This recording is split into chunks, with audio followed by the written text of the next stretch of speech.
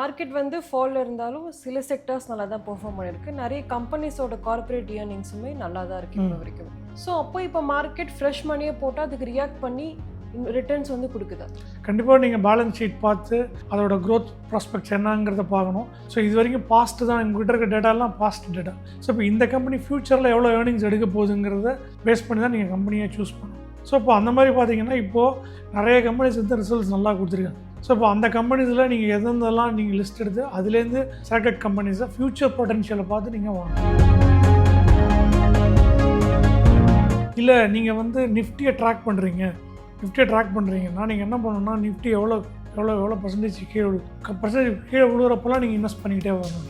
But இப்போ ஒருத்தர் start பண்ண போகிறாரு அப்படின்னா இந்த டைமில் வந்துட்டு ஆக்சுவலாக பார்த்தீங்கன்னா அந்த ஃபால்லேருந்து 23 இப்போ கொஞ்சம் தான் ஏறி இருக்குது. ஆக்சுவலாக ஸ்டாக்ஸ்லேருந்து தான் ஒரு 10-15% ஏறி இருக்குது. ஸோ ஆக்சுவலாக பார்த்தீங்கன்னா இப்போ ஆக்சுவலாக என்ட்ரி கொடுக்கலாம். கம்பெனிஸ்லாம் பாஸ்ட்டில் ரிட்டர்ன்ஸ் நல்லா இல்லாமல் இருக்கும்.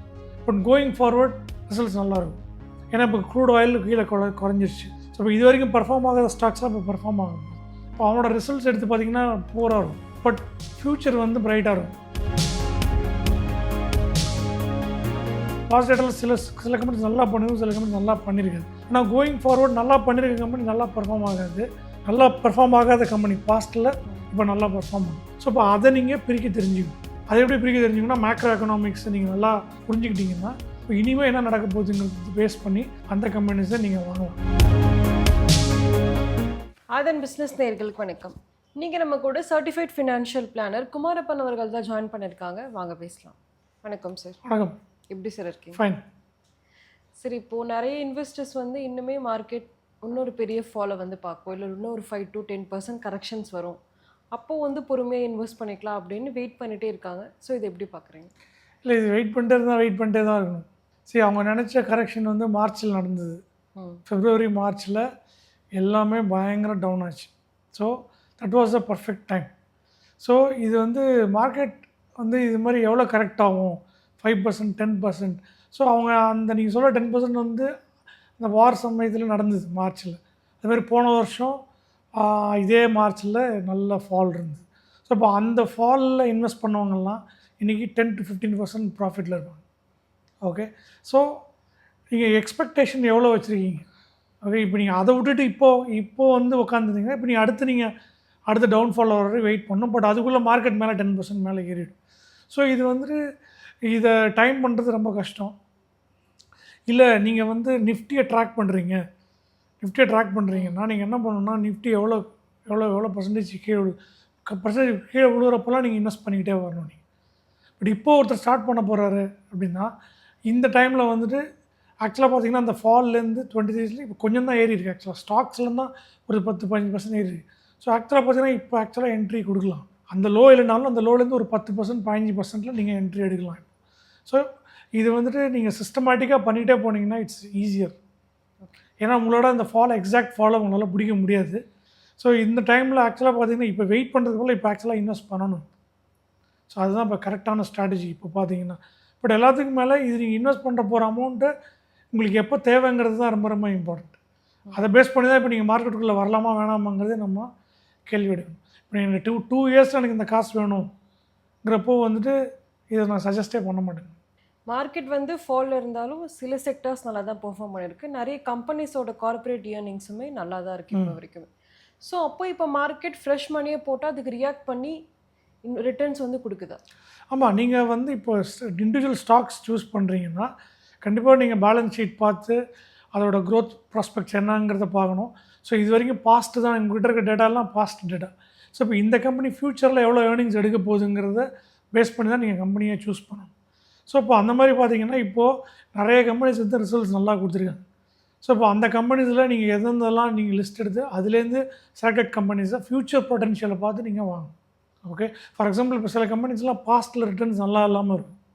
பட் கோயிங் ஃபார்வர்ட் ரிசல்ட்ஸ் நல்லாயிருக்கும். ஏன்னா இப்போ க்ரூட் ஆயில் கீழே குறைஞ்சிருச்சு. ஸோ இப்போ இது வரைக்கும் பர்ஃபார்ம் ஆகாத ஸ்டாக்ஸ்லாம் இப்போ பர்ஃபார்ம் ஆகும்போது இப்போ அவனோட ரிசல்ட்ஸ் எடுத்து பார்த்திங்கன்னா போராக இருக்கும். பட் ஃப்யூச்சர் வந்து பிரைட்டாக இருக்கும். ஃபார் எக்ஸாம்பிள் நீங்கள் FMCG எடுத்துங்க, எனி ஆயில் ரிலேட்டட் ஸ்டாக்ஸ் எடுத்துங்க. ஸோ இப்போ அந்த மாதிரி ஒரு இண்டிவிஜுவல் இன்வெஸ்டர் அந்த அண்டர்ஸ்டாண்டிங்குக்கு வரணும்.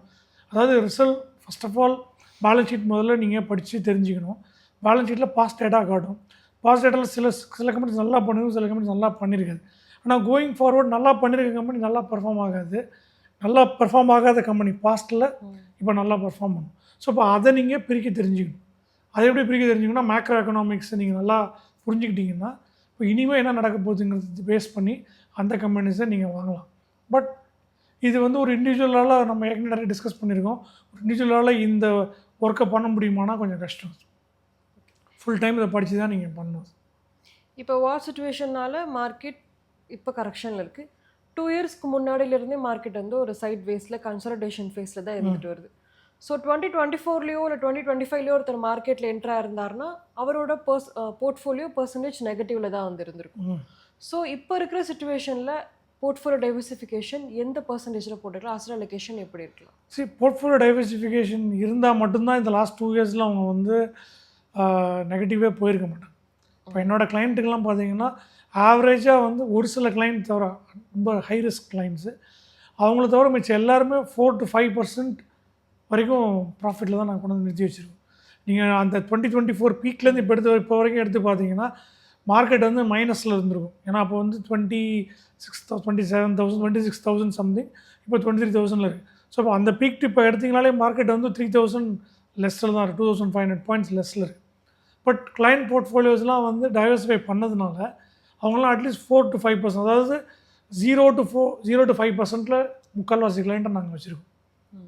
அது எதனாலனா டைவர்சிஃபை பண்ணதுனால, கோல்டு, சில்வர், இன்டர்நேஷ்னல், பாண்டு இதெல்லாம் பண்ணதுனால. பட் சில கிளைண்ட்ஸ் வந்து 100% எக்விட்டி தான் நான் போவேன், ஹை ரிஸ்க் கிளைண்ட்ஸ்.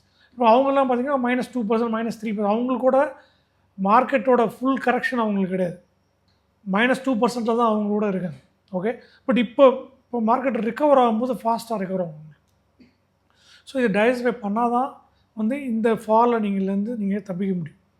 ஸோ இப்போ எப்படி இருக்கணும்னா ஆவரேஜாக இன்றைக்கி பார்த்தீங்கன்னா நீங்கள் வந்து gold, silver, bond, real estate, ஈக்விட்டியில் இன்டர்நேஷ்னல் ஈக்விட்டியும் இருக்கணும். ஓகே, ஸோ இந்த 6 அசட்டுமே இருக்கணும் உங்கள்கிட்ட. இந்த 6 அசட் நான் திருப்பி லிஸ்ட் பண்ணுறேன். இந்தியா ஈக்விட்டி, இன்டர்நேஷ்னல் ஈக்விட்டி 2 ஆச்சு, real estate 3, bond 4, gold 5, silver 6. Okay, so இப்போ இது இல்லாமல் ஷார்ட்டிங் மார்க்கெட் ஷார்ட்ஸ்லாம் இருக்குது, ஆப்ஷன்ஸ் அண்ட் ட்ரேடிங். அதுவுமே இப்போ வந்து மியூச்சுவல் ஃபண்ட்லேயே நம்ம பண்ணலாம். ஓகே, ஸோ அது ஒரு 7வது அசட்டாக கூட நீங்கள் வச்சுட்டிங்கன்னா இப்போ இண்டிவிஜுவல் இன்வெஸ்டர்ஸோட ரிஸ்க்குக்கு ஏற்ற மாதிரி இந்த 7 அசட்டையும் நம்ம டைவர்சிஃபை பண்ணணும். இப்போ ஹை ரிஸ்க்குக்கு நம்ம என்ன பண்ணோம்னா 50 to 70% வந்து எக்விட்டியில் வச்சுட்டு பேலன்ஸை இது பண்ணணும். மீடியம் ரிஸ்க்குக்கு வந்து அவங்களுக்கு ஈக்விட்டியில் கொஞ்சம் குறைக்கணும், இதெல்லாம் இன்க்ரீஸ் பண்ணணும்.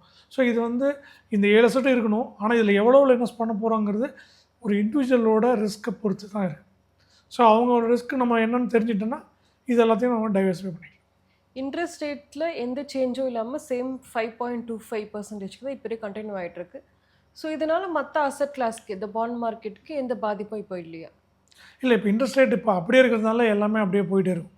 இப்போ இன்ட்ரெஸ்ட் ரேட்டை இன்க்ரீஸ் பண்ணாங்கன்னா அப்போது என்ன ஆகுனா இதோட எஃபெக்ட் வந்து மார்க்கெட்டில் தெரிய ஆரம்பிக்கும். ஸோ இப்போ பாண்ட் மார்க்கெட் கொஞ்சம் பிக்கப் ஆகாமல் எக்ஸிஸ்டிங் பாண்ட்ஸ்லாம் வந்து பாண்ட் ப்ரைஸ்லாம் குறையும். ஏன்னா அப்போது ஃபார் எக்ஸாம்பிள் இப்போ 9% இருக்கிற பாண்ட் வந்து இப்போ ஆல்ரெடி அவன் ஏன் 9%ல் வாங்கணும், எனக்கு 10.5%க்கு வேறு ஒரு பாண்ட் இருக்கப்போ நான் போய் அதை தான் வாங்கணும். ஸோ இப்போ அந்த பாண்ட் டிஸ்கவுண்ட்டில் விற்கும். ஸோ இப்போ அந்த டிஸ்கவுண்ட் எவ்வளோ விற்கணும், இதோட இன்ட்ரெஸ்ட் ரேட்டுக்கு ஏற்ற மாதிரி அந்த பாண்ட் ப்ரைஸ் வரும். ஸோ அப்படி இருக்கிறப்போ இப்போ இன்ட்ரெஸ்ட் ரேட் இன்க்ரீஸ் பண்ணாங்கன்னா அதுக்கான இம்பேக்ட் வந்து ஃபார் எக்ஸாம்பிள் ஸ்டாக் மார்க்கெட்டில் அதோட இம்பேக்ட் தெரியும். பட் அது இப்போ வரைக்கும் அவங்க பண்ணல. ஸோ அதனால் அதை வந்து நம்ம இப்போதைக்கு அது கான்க்ரீட்டாக அதுக்கான ஆன்சரை நல்லா வி கேனாட் சே தட். இப்போ மார்க்கெட்டில் ரீட்டைல் பார்ட்டிசிபேஷன் தான் அதிகமாக இருக்குது. அதனால தான் மார்க்கெட் வந்து சென்செக்ஸ் 23,000லேயே இன்னுமே வந்து ஸ்டே ஆகிட்டுருக்கு. ஸோ ரீட்டைல் இன்வெஸ்டர்ஸ் எதனால் இவ்வளோ அதிகமாக மார்க்கெட் நோக்கி வராங்க? இவர் ரிட்டர்ன் எக்ஸ்பெக்டேஷன்ஸ் மட்டும் வச்சு தானே? இல்லை, இதுக்கு முன்னாடி எப்படி இருந்ததுன்னா மேடம், ஃபிக்ஸட் டெபாசிட்டில் இன்வெஸ்ட் பண்ணிருந்தாங்க, ரியல் எஸ்டேட்டில் இன்வெஸ்ட் பண்ணிருந்தாங்க. கோவிடுக்கு அப்புறம் லைஃபே அன்சர்டன் ஆகிடுச்சு. ஓகே, நாளைக்கு நம்ம இருப்போமா இல்லையானே தெரியாதுங்கிற அன்சர்டன் வந்தப்போ I want to live my life today. அதுதான் இன்றைக்கி இருக்கிற ஒரு சிச்சுவேஷன். ஸோ இப்போ நெக்ஸ்ட் 2-3 இயர்ஸ்க்கு நான் வந்து என்னோட இதெல்லாம் சேஃப்கார்ட் பண்ணிட்டேன்னா எனக்கு போதும். அது இது ஒரு விஷயம். இன்னொரு விஷயம் வந்து அந்த கோவிட் டைம் அப்போது நிறைய சொத்து வச்சுருந்தவங்களாம் இருந்திருக்காங்கல்ல, அவங்களாம் நினச்சப்போ விற்று காசு பண்ண முடியல. இப்போ ஃபார் எக்ஸாம்பிள் எனக்கு வந்து ஒரு ட்ரீட்மெண்ட் எக்ஸ்பென்ஸ் ஆகுது, ஏன்னா அந்த டைமில் வந்து ஆக்சிஜன் சிலிண்டர் கிடைக்கல, ட்ரிப்ஸ் கிடைக்கல. ஸோ அதெல்லாம் ரொம்ப காசு தேவைப்படுது. ஓகே, அப்படி இருக்கிறப்போ ஒருத்தங்க வந்து ஒரு அசட்டை விற்று வாங்கணுன்னா அவங்களால முடியல. ஸோ லிக்விடிட்டி இல்லை. ஸோ அதுதான் வந்து கோவிடில் எல்லோரும் கற்றுக்கிட்டது என்னென்னா, நம்ம 10 வீடு வாங்கி வச்சுருந்தாலும் நமக்கு வேணுங்கிறப்ப காசு கிடைக்காது. அப்படி இருக்கிறப்ப அந்த 10 வீடை நான் வச்சுட்டு என்ன பிரயோஜனம் சொல்லுங்கள்? இல்லை லேண்டை நான் வச்சுருக்கேன், 4 இடத்துல லேண்டு வாங்கி போட்டிருக்கேன். நான் நினச்சப்ப என்னால் ஒரு 10 லட்ச ரூபா எனக்கு எடுக்கணும்னா எடுக்க முடியாது. ஆனால் என்கிட்ட 4 கோடி ரூபாய்க்கு சொத்து இருக்குது. ஒரு 10 lakhs எமர்ஜென்சியாக வேணும் ஒரு மெடிக்கல் எக்ஸ்பென்ஸுக்குன்னா என்னால் எடுக்க முடியாது. ஸோ இந்த லேர்னிங், இந்த லெசன் வந்து ஹார்டாக ஹிட் ஆச்சு எல்லாருக்கும். ஸோ அதனால தான் என்ன ஆச்சுன்னா, கோவிடுக்கு அப்புறம் ட்ரான்ஸ்ஃபர்மேஷன் ஆச்சு எல்லாமே. ஸோ இப்போ இனிமேல் ஹார்ட் அசட்டில் போட்டுட்டு உட்காந்துட்டு இருந்தால் நமக்கு ஒரு தேவைங்கிறப்ப நம்மளால் காசு எடுக்க முடியாது. ஸோ அப்போ எதில் போடலாம்? ஸோ எஃப்டி ஆல்ரெடி போட்டோம், எஃப்டியில் ரிட்டர்ன்ஸ் வரல, டேக்ஸ் போகுது. ஸோ அப்படி இருக்கிறப்போ நம்ம டைவர்சிஃபை பண்ணுவோம்னு சொல்லி தான் இந்த கேபிட்டல் மார்க்கெட்ஸுக்கு பணம் வர ஆரம்பிச்சு. இப்போ இனிமேல் வந்து இப்போயுமே பார்த்தீங்கன்னா ரியல் எஸ்டேட்டில் எனக்கு தேவையான வீடை மட்டும்தான் வாங்குறாங்க. ரொம்ப அல்ட்ரா ஹெச்என்ஐஸ் மட்டும்தான் வந்து லேண்டோ இல்லை வீடோ வாங்குறாங்க. மற்றபடி எல்லோரும் எனக்குன்னு ஒரு வீடு இருந்தால் போதும், இதை போய் நான் வாங்கி வச்சுட்டு இன்றைக்கெலாம் நீங்கள் வீடை மெயின்டைன் பண்ணி அதுக்கு நீங்கள் டேக்ஸ் கட்டி, ப்ராப்பர்ட்டி டேக்ஸ் கட்டி, அதுக்கு ரெண்டல் கலெக்ட் பண்ணி, ரெண்டல் அக்ரிமெண்ட் போட்டு, இதெல்லாம் பெரிய தலைவலி. இந்த ரிட்டர்ன்ஸை நான் உங்களுக்கு மார்க்கெட்டில் எடுத்து கொடுத்துருவேன்.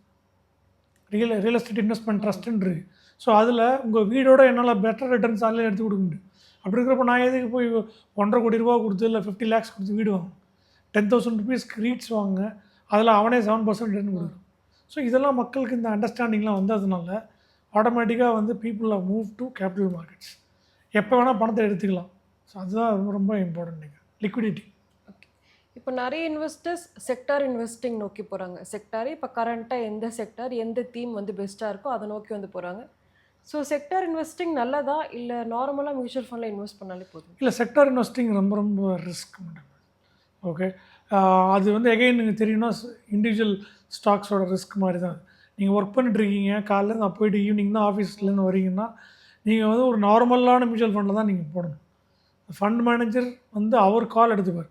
செக்டார் பேஸ்ட் இன்வெஸ்டிங் வந்து ரொம்ப ரொம்ப ரிஸ்க்கு. இல்லை நான் என்ன ரிஸ்க் எடுக்க தான் விரும்புகிறேங்கிறப்ப தீமேட்டிக்காக போகலாம். Thematic is better than sector based investing. இப்போது அப்கமிங் வந்து மார்க்கெட்டில் எந்த விஷயம் ரிஸ்க்காக மாறப்போகுது, இன்வெஸ்டர்ஸ் என்னெல்லாம் தெரிஞ்சுக்க வேண்டியது இருக்குது? ரிஸ்க்காக மாறப்போதுன்னா இது கேபிட்டல் மார்க்கெட்ஸே ரிஸ்க்கு தான். நீங்கள் போடுற பணம் உங்களுக்கு அடுத்த 5 yearsக்கு தேவையில்லைன்னா தான் நீங்கள் உள்ளே வரணும். நீங்கள் இல்லைனா வந்து நீங்கள் உள்ளே வரக்கூடாது. அதுதான் ரொம்ப ரொம்ப இம்பார்ட்டன்ட். எல்லாருக்கும் சொல்கிறது அதே தான். ஏன்னா any time any news can come and bring down your stock. HDFC வந்து மார்க்கெட்டோட டார்லிங்.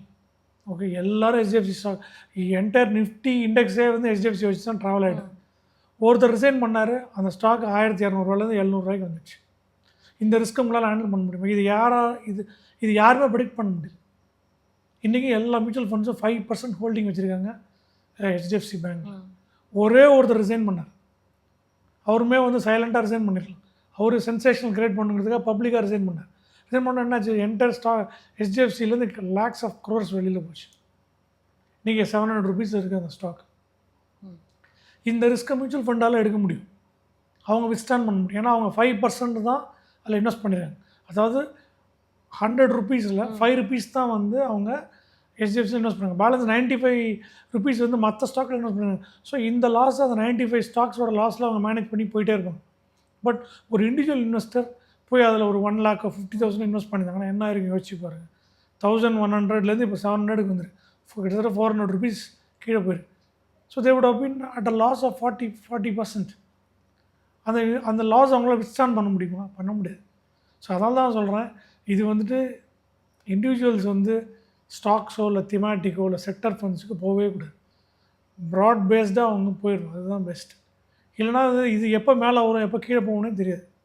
இன்றைக்கி ஒருத்தர் பிகினர் வந்து ஃப்ரெஷ்ஷாக மணியை மார்க்கெட்டில் இன்வெஸ்ட் பண்ணுறாருன்னா எந்த மாதிரி விஷயங்களை கவனிக்கணும்? ஸோ எந்த மாதிரி இன்வெஸ்ட்லாம் நம்ம ஏற்கனவே நம்ம வீடியோவில் நம்ம பண்ணியிருக்கிறது தான். ஸோ இது பேசிக்காக அவங்க வந்து ஹை ரிஸ்க் இன்வெஸ்டர்னால் they can go for ETFs. Okay, next 50 ETF, Nifty ETF, mid cap ETF, அதில் போட்டு போயிட்டே இருக்கலாம். Simple, no big thing. Okay, so உங்களுக்கு அப்படி அதை தாண்டி ஏதாவது வேணால் ஒரு 5 to 10% வந்து நீங்கள் இதில் ஐடி இண்டெக்ஸில் போகலாம். ஐடி ரொம்ப டவுனில் இருக்குது இப்போது. ஃபார்மாவில் போடலாம். ஓகே, ஃபார்மா வந்து இப்போது ஆட்டோவில் போடலாம். இது மாதிரி கொஞ்சம் கொஞ்சம் அதில் போட்டு பல்கை வந்து நிஃப்டியை நெக்ஸ்ட் நிஃப்டியில் போடுறது தான் பெஸ்ட்டு. நெக்ஸ்ட் 2 to 3 இயர்ஸில் ஒரு இன்வெஸ்டர் வெல்த் கிரியேட் பண்ணணும்னா எந்த அசட் கிளாஸ் பெஸ்ட்டாக இருக்கும்? சரி, நெக்ஸ்ட் 2-3 இயர்ஸில் ஈக்விட்டி தான் பெஸ்ட்டாக இருக்கும். ஓகே, ஏன்னா இப்போ இவ்வளோ நாளாக கீழே விழுந்து இப்போ அடுத்து ப்ராட் பேஸ் மார்க்கெட் இப்போது வந்து ஆக்டிவிட்டி நடக்குது. அதாவது நிஃப்டியை மட்டும் நம்பி இல்லாமல் நிஃப்டி 500 ஆக்ஷன்ஸ் நடக்குது. Which means 500 companies, Nifty 500 companies are started to perform. So அப்போ ப்ராட் பேஸ் மார்க்கெட் ராலி நடக்கும்போது இதை பேஸ் பண்ணி ஸ்மால் கேப் அண்ட் மைக்ரோ கேப்லாம் ஒர்க் ஆக ஆரம்பிக்கும். ஸோ நெக்ஸ்ட் 2-3 இயர்ஸில் ஈக்விட்டியில் இன்வெஸ்ட்மெண்ட் பண்ணி வச்சுருந்தீங்கன்னா ஓரளவுக்கு உங்களுக்கு வந்து இந்த ராலியை நீங்கள் கேப்சர் பண்ணுவீங்க. ஸோ பேசிக்காக என்னென்னா மார்க்கெட் டவுன் ஆகும்போது உங்கள்கிட்ட இருக்க மற்ற அசட்ஸ் பர்ஃபார்ம் ஆகும். பாண்ட், கோல்டு, சில்வர் அதெல்லாம் பர்ஃபார்ம் பண்ணி உங்களை காப்பாற்றணும். இப்போது அதெல்லாம் முடிஞ்சிடுச்சு. இப்போ அடுத்து நம்ம ப்ராட் பேஸ் ராலி பார்க்குறோம். ஸோ ப்ராட் பேஸ் ராலி வந்து பார்த்திங்கன்னா இப்போது இதெல்லாம் வந்து கொஞ்சம் மீடியமாக இருக்கும். இந்த 500 ஸ்டாக்ஸோட ரிட்டர்ன்ஸ் ஜாஸ்தியாக இருக்கும். ஸோ இப்போ அதுக்கு தான் நம்ம டைவர்சிஃபை பண்ணி வச்சுருந்தோம்னா ஆட்டோமேட்டிக்காக இது கீழே விழுந்தால் அவன் சப்போர்ட் பண்ணுவான், அவன் கீழே விழும்போது இவன் சப்போர்ட் பண்ணுவான். ஸோ நம்ம பர்சன்டேஜ் வந்து உங்கள் ரிஸ்க்கு ஏற்ற மாதிரி நீங்கள் டியூன் பண்ணி, அதுதான் ரொம்ப ரொம்ப இம்பார்ட்டன்ட். அதுக்கு தான் நம்ம என்ன சொல்லலாம், குவாலிஃபைடாக ஒரு ஒரு பிளானரோட போனீங்கன்னா அவர் உங்கள் ரிஸ்க்கு ஏற்ற மாதிரி அதை மேனேஜ் பண்ணிப்பார். ஸோ நெக்ஸ்ட் 2-3 இயர்ஸில் வந்து ஈக்விட்டிஸ் நல்லா பர்ஃபார்ம் பண்ணுறதுக்கூடிய வாய்ப்புகள் நமக்கு கண்ணுக்கு முன்னாடி தெரியுது. மார்க்கெட் பற்றி நிறைய விஷயங்களை சொன்னீங்க. ரொம்ப தேங்க்யூ.